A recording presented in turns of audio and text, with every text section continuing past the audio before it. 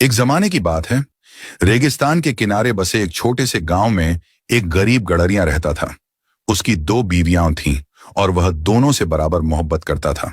किस्मत का खेल देखिए, दोनों ही एक साथ उम्मीद से हुईं और एक ही वक्त दो प्यारी बच्चियों को जन्म दिया। पहली बीवी ने अपनी बेटी का नाम अमीना रखा और दूसरी ने अपनी बेटी का नाम जलीला। दोनों बच्चियां बेहद खूबसूरत थीं, लेकिन खुशियां ज्यादा देर तक टिक न सकीं। अमीना की मां बीमार पड़ गई और कोई इलाज काम न आया। आखिरकार वह दुनिया से रुखसत हो गई, अपनी मासूम बेटी को सौतेली मां के रहम व करम पर छोड़कर। वक्त गुजरता गया, दोनों लड़कियां बड़ी होने लगीं, लेकिन अमीना की जिंदगी मुश्किलों से भर गई। उसकी सौतेली मां उसके साथ नाइंसाफी करती। जब दोनों को भेड़ें चराने भेजती तो जलीला के थैले में लजीज खाना भर देती और अमीना को बस एक सूखी रोटी थमा देती।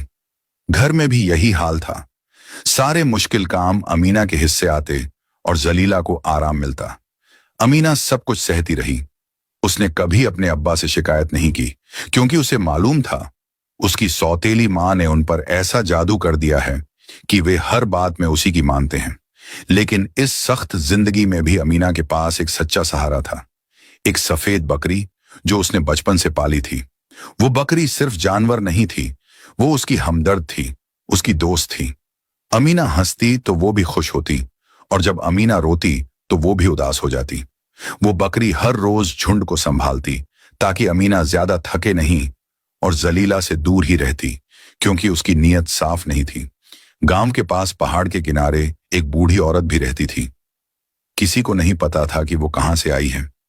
वो अक्सर रास्ते में बैठी रहती और गुजरने वालों से थोड़ा खाना मांगती। जब जलीला वहां से गुजरती तो वो उसका मजाक उड़ाती और बिना कुछ दिए चली जाती। लेकिन जब अमीना आती तो वो ठहर जाती, मुस्कुराकर कहती, लीजिए चाची, मेरे पास थोड़ा ही है, मगर आप भी खाइए। उस बूढ़ी औरत का दिल भर आता। वो अमीना के लिए दुआ करती और उसकी मरहूम मां के लिए भी। एक दिन वो बूढ़ी औरत चरागाह में पहुंची और उसने जलीला को देखा। वो आराम से बैठी थी, सामने कपड़ा बिछा था और उस पर जौ की रोटी और भुना हुआ चिकन रखा था। बूढ़ी औरत ने सोचा, शायद ये लड़की कुछ खाना दे दे, लेकिन जलीला ने उसकी तरफ देखा तक नहीं और मुंह फेर लिया। बस यही बात बूढ़ी औरत के दिल को लग गई। उसकी आंखें गुस्से से भर गईं और उसने कहा, सुनो लड़की, तुम्हें रास्ते में दो पानी की धाराएं मिलेंगी, एक काली और एक सफेद। काले पानी से मुंह धोना और वहीं पीना, सफेद पानी के पास भी मत जाना। अगर ऐसा किया तो तुम और भी हसीन हो जाओगी, इंशा अल्लाह। जलीला ने तिरछी नजर से देखा और हंसते हुए बोली, तुम पागल हो गई हो क्या? मैं रोज इस रास्ते से जाती हूं, वहां कोई पानी नहीं है, जाओ यहां से, मेरा मूड खराब कर दिया। बूढ़ी औरत चुपचाप आगे बढ़ गई, लेकिन उसके दिल में अब गुस्सा भर चुका था। थोड़ी दूर जाकर उसे अमीना मिली। वो जमीन पर बैठी थी और उसके आसपास चिड़ियाओं जमा थीं, जो उसकी रोटी के टुकड़े खा रही थीं। बूढ़ी औरत ने प्यार से पूछा, तुम अपनी बहन के साथ क्यों नहीं खा रही? अमीना ने हल्की मुस्कान के साथ जवाब दिया, वो किसी को अपने पास नहीं बैठने देती। चाची, आप आइए, मेरे साथ जो है वही खा लीजिए। बूढ़ी औरत की आंखों में नरमी आ गई। उसने दुआ दी और धीरे से कहा, सुनो बेटी, तुम्हें भी वही दो पानी की धाराएं मिलेंगी, एक काली, एक सफेद। काले पानी से मुंह धोना और वहीं पीना, सफेद पानी से धोखा मत खाना, चाहे वो कितना भी साफ क्यों ना लगे। मेरी बात याद रखना, वरना पछताओगी। अमीना हैरान तो हुई, लेकिन उसने अदब से सिर झुकाकर कहा, जी चाची, मैं आपकी बात जरूर मानूंगी। और यहीं से शुरू होती है अमीना की किस्मत बदलने वाली एक अजीब और जादुई दास्तान। जैसे जैसे सूरज ढलने लगा, अमीना धीरे धीरे घर की तरफ लौटने लगी। उसका पेट खाली था, क्योंकि उसने अपना थोड़ा सा खाना बूढ़ी औरत और उन मासूम परिंदों के साथ बांट दिया था। चलते चलते अचानक उसकी नजर सामने पड़ी और वो ठिठक गई। उसके सामने दो झरने थे, एक का पानी काला था और दूसरा चांदी की तरह चमकता सफेद। अमीना हैरान रह गई, ये कैसे हो सकता है? सुबह तो यहां कुछ भी नहीं था, उसने दिल ही दिल में कहा। वो धीरे धीरे सफेद पानी के पास गई। पानी इतना साफ था कि जैसे शीशा हो। दिल किया बस उसी से पी ले। लेकिन तभी उसे बूढ़ी औरत की बात याद आई। उसका दिल एक पल को डोल गया। फिर उसने खुद को संभाला और काले पानी की तरफ हाथ बढ़ाया। जैसे ही उसने पानी को चेहरे के पास लाया, उसमें से कस्तूरी जैसी खुशबू आई, एक अजीब सी सुकून देने वाली महक। अमीना ने वह पानी पी लिया और जैसे उसके अंदर नई ताकत भर गई हो, उसने अपनी मशक भी उसी पानी से भर ली और घर की तरफ बढ़ गई। कुछ देर बाद वहीं जलीला भी पहुंची। उसने भी वहीं 2 झरने देखे और चौंक कर बोली, तो वो बूढ़ी औरत सच कह रही थी। फिर उसकी नजर सफेद पानी पर पड़ी जो चांदी की तरह चमक रहा था। उसने मन ही मन सोचा, ये बूढ़ी औरत मुझे धोखा देना चाहती थी। काला पानी जरूर गंदा होगा, तभी मुझे वहीं पीने को कहा। जलीला मुस्कुराई और बिना सोचे समझे सफेद पानी की तरफ बढ़ गई। उसने उससे मुंह धोया और जी भर के पिया। वाह, कितना ताजा पानी है! उस झूठी बूढ़ी औरत को तो मैं देख लूंगी। लेकिन जैसे ही वो घर पहुंची, एक अजीब सा हादसा हुआ। उसके बदन से इतनी भयानक बदबू आने लगी जैसे सालों से उसने नहाया ही ना हो। उसकी मां घबरा गई, उसे फौरन गुसल खाने ले गई, नहलाया, साफ किया, लेकिन कुछ भी काम ना आया। थोड़ी देर बाद वही बदबू वापस। आखिर मजबूर होकर उसकी मां ने उस पर इत्र और खुशबूदार तेल मलना शुरू किया। उधर अमीना की दुनिया बदल रही थी। दिन ब दिन उसकी खूबसूरती बढ़ती जा रही थी। उसका चेहरा नूर से भर गया था। भले ही उसे अच्छा खाना न मिलता, लेकिन वो उसी पानी से पीती थी जो उसने झरने से लाया था। वही पानी उसकी भूख मिटा देता, उसे ताकत देता और उसकी रौनक बढ़ाता जाता। दूसरी तरफ जलीला की हालत बिगड़ती गई।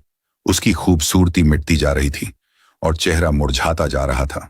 एक दिन उसकी मां ने पूछा, क्या हो गया है मेरी बेटी? तुम दिन ब दिन ऐसी क्यों हो रही हो?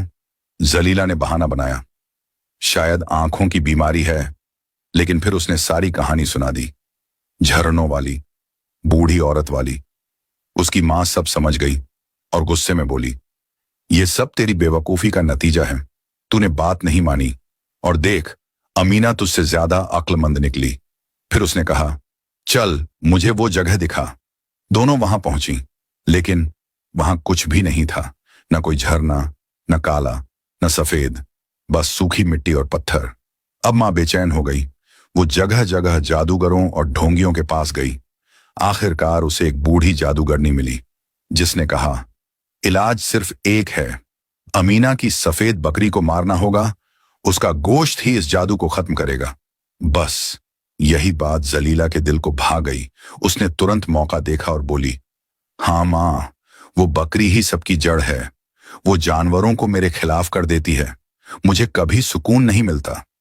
मां ने कुछ देर सोचा, फिर बोली, अगर ऐसा है तो हम उसे मार देंगे। और तुम्हारे अब्बा को मनाना मुझे आता है। अगर उन्होंने मना किया तो मैं ऐसा जादू करूंगी कि वो कभी आंख भी नहीं खोल पाएंगे। उस रात अमीना ने एक डरावना ख्वाब देखा। उसने देखा उसके अपने अब्बा उसकी प्यारी बकरी को काटने ले जा रहे हैं। वो घबरा कर उठ बैठी। दिल जोर जोर से धड़क रहा था और पूरी रात वो जागती रही, डरी हुई, परेशान, अपनी उस एकमात्र सच्ची साथी के लिए। सुबह की पहली किरण के साथ अमीना घबराई हुई उठी और दौड़ती हुई बाड़े की तरफ गई। जैसे ही उसने अंदर झांका, उसकी सफेद बकरी उसे देख रही थी, ऐसे जैसे वो उसी का इंतजार कर रही हो। अचानक बकरी ने इंसानों की तरह उससे कहा, अमीना, मैंने भी वही ख्वाब देखा है जो तुमने देखा। लगता है यही मेरी तकदीर है। यह सुनकर अमीना का दिल टूट गया। उसकी आंखों से आंसू बहने लगे। वो बोली, नहीं, मैं अभी दरवाजा खोल देती हूं, तुम भाग जाओ। लेकिन बकरी ने धीरे से सिर हिलाया, नहीं मेरी बच्ची, मुझे जाना ही होगा, लेकिन गम मत करो, मेरी कुर्बानी तुम्हारे लिए भलाई लेकर आएगी। सब्र करना और यकीन रखना, सब ठीक होगा। अब आंसू पोंछ लो और चरागाह चली जाओ। आज सारे जानवर तुम्हारे पास रहेंगे ताकि तुम्हें मेरी कमी कम महसूस हो। अमीना वहीं बैठ गई। उसने बकरी के सिर को सहलाया और फूट फूट कर रो पड़ी।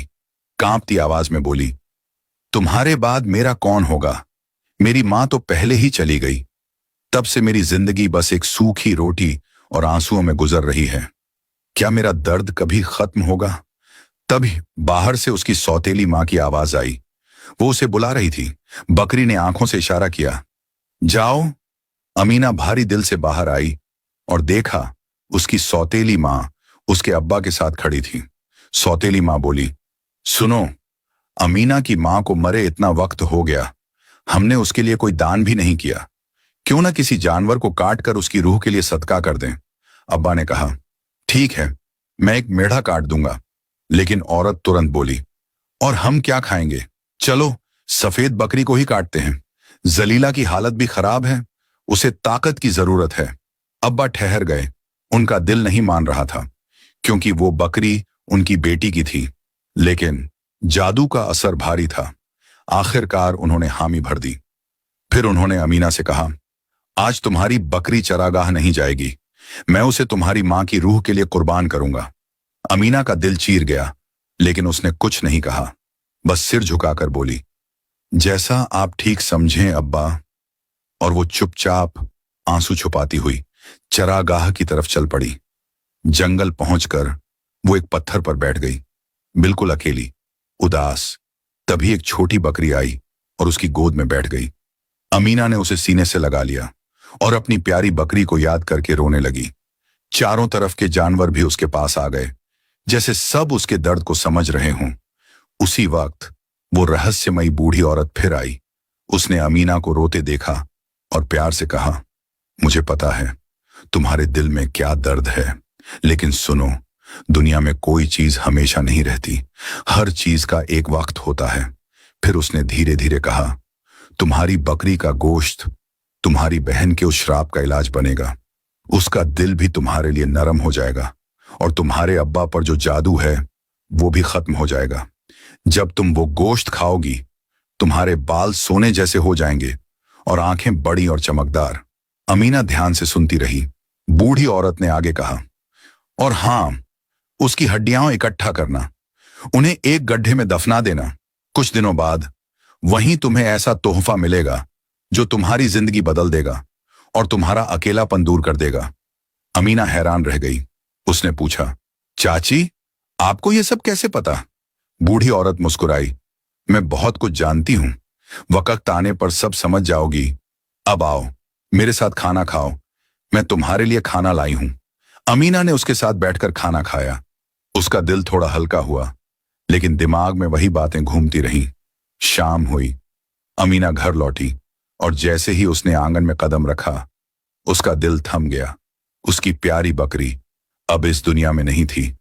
उसके अब्बा ने बताया, हमने आधा गोश्त गरीबों में बांट दिया और तुम्हारी मां की रूह के लिए दुआ की, बाकी आधा घर के लिए रखा है। अमीना चुप खड़ी रही, आंखों में आंसू और दिल में तूफान। लेकिन उसे पता था यह कहानी यहीं खत्म नहीं हुई। असल जादू तो अब शुरू होने वाला था। रात का वक्त आया, खाने के लिए सब बैठ गए। सौतेली मां के दिल में अब भी जलन थी। उसने सोचा, आज अमीना को रुलाऊंगी। उसने जानबूझकर मांस का एक बड़ा टुकड़ा अमीना के सामने रख दिया ताकि वो टूट जाए, रो पड़े। लेकिन जो हुआ वो उसने सोचा भी नहीं था। अमीना ने वो गोश्त बड़े चाव से खा लिया, जैसे उसे कोई तकलीफ ही ना हो। सौतेली मां हैरान रह गई। उसने खुद एक टुकड़ा उठाया, लेकिन जैसे ही मुंह में डाला वो उसे चबा ही नहीं पाई। अमीना हल्का सा मुस्कुरा दी। औरत के दिल में खौफ बैठ गया। मैंने सोचा था ये रोएगी, लेकिन लगता है अब मुसीबत मेरे सिर आने वाली है। अगली सुबह अमीना चुपचाप उठी। उसने मेज से सारी हड्डियां इकट्ठा की, उन्हें एक थैले में रखा और झुंड के साथ चरागाह निकल गई। वहां पहुंचकर उसने एक लंबा पेड़ चुना, उसके नीचे एक गड्ढा खोदा और अपनी प्यारी बकरी की हड्डियां उसमें दफना दी। दिन गुजरते गए, लेकिन उधर सौतेली मां की हालत खराब होने लगी। उसे हर रात डरावने ख्वाब आने लगे। एक गुस्सैल सांड उसका पीछा करता, उसे अपने सींगों से मारने दौड़ता। वो चीखते हुए उठ जाती, डर से कांपती रहती। यहां तक कि उसका पति भी उससे दूर रहने लगा, क्योंकि जिस गोश्त को उसने खाया था उसे जादू का असर टूटने लगा था। धीरे धीरे सब कुछ बदलने लगा। जलीला, जो पहले अमीना से नफरत करती थी, अब उसके पास आने लगी। उसके साथ बैठती, खेलती। उसकी बदबू भी खत्म होने लगी और उसकी खूबसूरती वापस लौटने लगी। उधर अमीना और भी निखरती जा रही थी। उसके बाल सोने जैसे चमकने लगे, आंखें बड़ी और चमकीली हो गईं। उसके अब्बा उसे देखकर हैरान रह जाते। उन्होंने कहा, जब भी घर से निकलो अपने बाल ढक लिया करो। एक सुबह अमीना को अचानक वो गड्ढा याद आया। वो जल्दी से पेड़ के पास पहुंची और खुदाई करने लगी। दिल तेजी से धड़क रहा था। आखिरकार उसे वो थैला मिल गया।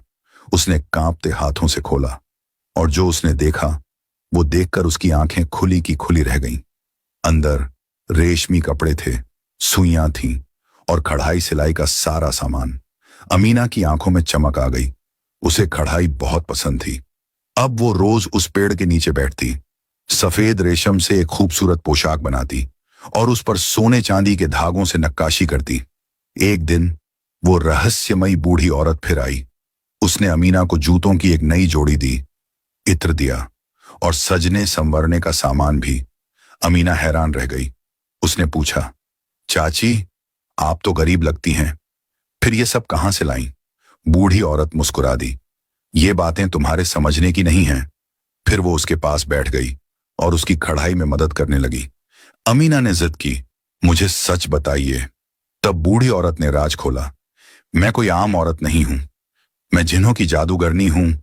अमीना सन्न रह गई। वो आगे बोली, एक बार मैं खरगोश बन गई थी। एक शिकारी ने मुझे तीर मार दिया, मैं मरने ही वाली थी। तब तुम्हारी मां ने मुझे बचाया, मेरा इलाज किया। जब मुझे पता चला कि तुम्हारी मां बीमार है तो मैं उसके पास गई और तब मुझे मालूम हुआ उसे जहर दिया गया है जिसका कोई इलाज नहीं। अमीना के दिल में बिजली सी कौन थी। बूढ़ी औरत ने कहा, वही मैं थी जिसने तुम्हें सफेद बकरी भेजी ताकि वो तुम्हारी दोस्त बने। अमीना अचानक खड़ी हो गई, खुदा की कसम, ये सब मेरी सौतेली मां ने किया है। उसी ने मेरी मां को जहर दिया।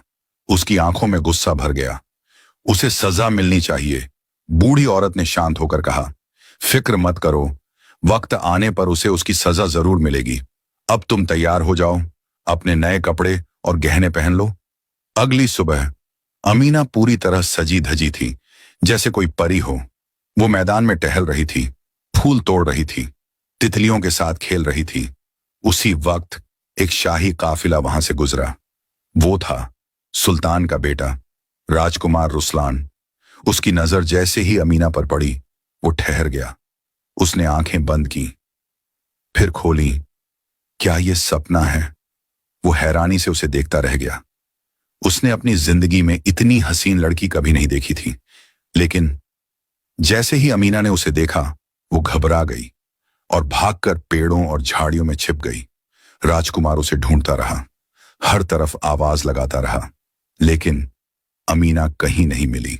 अमीना ने धीमी आवाज में कहा, मैं ख्वाब नहीं देखना चाहती। अगर उसे पता चल गया कि मैं सिर्फ एक गडरिया लड़की हूं तो शायद वो अपना दिल बदल ले। वक्त यूं ही गुजर रहा था। एक दिन अचानक दूर से एक घोड़े के हिनहिनाने की आवाज आई। अमीना चौंक गई। वो आवाज के पीछे पीछे चल पड़ी। थोड़ी दूर जाकर उसने देखा वो वही शाही घोड़ा था, राजकुमार रुस्लान का। लेकिन राजकुमार कहीं दिखाई नहीं दे रहा था। अमीना का दिल धड़कने लगा। वो घोड़े के पास गई, उसके सिर पर हाथ फेरा और धीरे से पूछा, तुम्हारा मालिक कहाँ है? क्या तुम जानते हो वो कहाँ है? घोड़ा उसे हैरानी से देखने लगा, जैसे सोच रहा हो, ये लड़की मेरी बात कैसे समझ रही है? अमीना को खुद भी नहीं पता था कि ये हुनर उसे उसकी सफेद बकरी ने सिखाया था। अचानक घोड़ा मुड़ा और आगे बढ़ने लगा। अमीना भी उसके पीछे पीछे चल दी। चलते चलते वे एक पहाड़ की गुफा तक पहुंच गए। जैसे ही अमीना पास पहुंची उसने जो देखा उससे उसका खून जम गया। कुछ खौफनाक आदमी कई नौजवानों को पकड़कर धक्का दे रहे थे और वहां जमीन पर बैठा था राजकुमार रुस्लान, जख्मी, बेबस। अमीना समझ गई वो इन दरिंदों के हाथों में फंस गया है। उसका दिल कांप उठा। मैं अकेली क्या कर सकती हूं? लेकिन उसने हिम्मत नहीं हारी। एक पल सोचा और तुरंत घोड़े पर सवार हो गई। चलो, हमें सुल्तान के पास पहुंचना होगा, जल्दी करो, वक्त बहुत कम है। कुछ ही देर में वो सुल्तान के डेरे के पास पहुंच गई। वहां अफरा तफरी मची थी। सब लोग राजकुमार को ढूंढ रहे थे। जैसे ही पहरेदारों ने उसे देखा, वो चिल्लाए, ये तो राजकुमार का घोड़ा है, इस लड़की को पकड़ो। एक सिपाही ने उसे पकड़ लिया और बालों से खींचते हुए सुल्तान के सामने ले गया। अमीना दर्द से चीख उठी। सुल्तान ने उसे देखा और तुरंत कहा, इसे छोड़ दो। फिर सख्त आवाज में पूछा, बताओ मेरा बेटा कहाँ है? अगर सच बताओगी तो तुम्हें छोड़ दूंगा। अमीना ने हिम्मत जुटाई और पूरी कहानी सुना दी, गुफा, डाकू और घोड़े की मदद। सुल्तान ने गौर से सुना, फिर कहा, अगर यह सच हुआ तो ठीक, लेकिन अगर झूठ निकला तो अंजाम बुरा होगा। तब तक तुम यहीं रहोगी? अमीना ने झुककर कहा, मेरे आका, मुझे भी साथ ले चलिए। मैं जानती हूं उन्हें कैसे धोखा देना है। मैं अकेली उनके पास जाऊंगी, आप दूर से इंतजार कीजिए। सुल्तान को उसकी बात में यकीन हो गया। उसने इजाजत दे दी। अमीना ने चुपके से अपनी आस्तीन में एक खंजर छुपा लिया और अपने झुंड के साथ गुफा की तरफ बढ़ गई। जैसे ही डाकुओं ने उसे देखा, वे खुशी से चिल्ला उठे, वाह, क्या इनाम मिला है। उन्होंने उसे पकड़ लिया, हाथ बांध दिए। उनका सरदार बोला, ये लड़की तो बहुत कीमती है, इसे बेचकर अच्छा दाम मिलेगा और ये जानवर हमारा खाना बनेंगे। उन्होंने 5 भेड़ें काटी, खाना बनाया और जी भरकर खाया।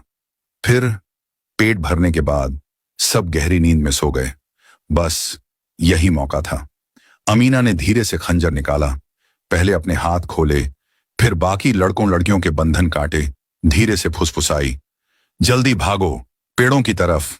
सब भागने लगे, लेकिन डाकुओं को आहट मिल गई। वे घोड़ों पर सवार होकर पीछे दौड़े। तभी अचानक सामने सुल्तान और उसकी सेना आ गई। डाकू घबरा गए और जंगल में इधर उधर भाग गए। राजकुमार और बाकी सब बच गए। अमीना वापस लौटी। राजकुमार उसके साथ था। पूरे रास्ते राजकुमार उसे देखता रहा। उसकी आंखों में शुक्रिया और मोहब्बत दोनों थे। सुल्तान ने यह सब देखा और हल्की सी मुस्कान दी। उसने दिल ही दिल में सोचा, ये लड़की मेरे बेटे के लायक है। जब वे डेरे पहुंचे, अमीना ने जड़ी बूटियों से राजकुमार के जख्म पर पट्टी बांधी। फिर बोली, अब मुझे जाना होगा, बहुत देर हो गई है और 5 भेड़ों का नुकसान मेरे सिर आएगा। सुल्तान ने कहा, फिक्र मत करो, मैं खुद तुम्हारे घर आऊंगा, तुम्हारे अब्बा से तुम्हारा हाथ मांगूंगा और उन 5 भेड़ों के बदले 50 भेड़ें दूंगा। उधर घर में बेचैनी फैल चुकी थी। अमीना के अब्बा परेशान थे। शाम ढल चुकी थी और वो अभी तक नहीं लौटी थी। जलीला रो रही थी। कहीं उसे जंगली जानवरों ने, लेकिन सौतेली मां के दिल में कुछ और ही चल रहा था। काश वो कभी वापस ना आए। जैसे मैंने उसकी मां से छुटकारा पाया, वैसे ही उससे भी उसकी आंखों में लालच चमक रहा था। अब ये घर सिर्फ मेरा और मेरी बेटी का होगा। लेकिन किस्मत कुछ और ही लिख चुकी थी। थोड़ी ही देर बाद अमीना के अब्बा ने घोड़ों की टापों की आवाज सुनी। उन्होंने खिड़की से बाहर झांका और जो देखा वो देखकर दंग रह गए। सुल्तान का शाही काफिला आ रहा था और सबसे आगे उनकी बेटी अमीना राजकुमार के साथ सवारी कर रही थी। वो दौड़ते हुए बाहर आए। अमीना घोड़े से उतरी और अपने अब्बा से लिपट गई, आंखों में खुशी के आंसू। सुल्तान और उसके साथ आए रईस भी उतरे।